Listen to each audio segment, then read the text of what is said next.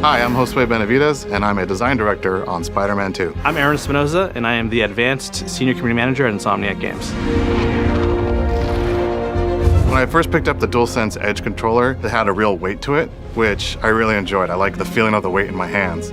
It's a beautiful looking controller, icons all over the touchpad, the light looks really cool. So not only is it a awesome feeling controller, it's a good looking one too to have in your collection if you're a collector like me.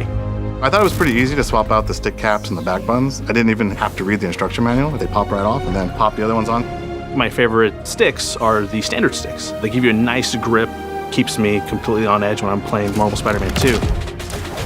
One of our goals in Insomniac was to make a game for everybody. We've done that through a shortcut system where we have a lot of features and abilities that you can map to one of our left or right D-pad shortcuts. And this actually works really well with the DualSense Edge. I set throwing enemies to right D-pad and throwing trash cans and environmental interacts to left D-pad. And then I mapped left and right D-pad to the left and right back buttons. So in combat, I can quickly press one of those back buttons to either toss an enemy off an edge or throw a trash can at that enemy that's far away.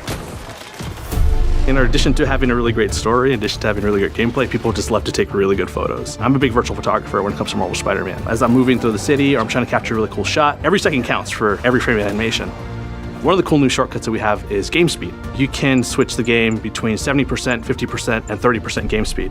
So I usually have it at 30%. I'll switch over the back buttons to one of our shortcut keys.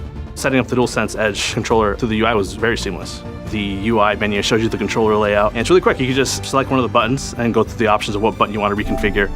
So it's 30% and then photo mode. Those things work cohesively together to capture even better photos. I actually like having two different profiles that I switch between. I've got one profile for combat, and I've got one profile for traversal. The DualSense Edge actually allows you to do some fun stuff in traversal. I'm able to map the jump button to the left back button and our web wing button to the right back button. I've got swinging and I've got point launching on the triggers, but then I can also use web zip or I can use web wings with the back buttons. And so you can swing around, you can start web wings, and you can do all these things without having to take your thumbs off the sticks. I've been really inspired by the community. I've been watching a lot of their videos lately and just seeing how fast they can move through the city. The way that they're turning a corner and thwip, doing corner tether, going straight into web wings. The more efficient you are at traversal, the faster you go. And Marvel Spider-Man 2 is really freaking fast. So you want to achieve those max speeds as much as possible. And the controller has helped me do that a lot.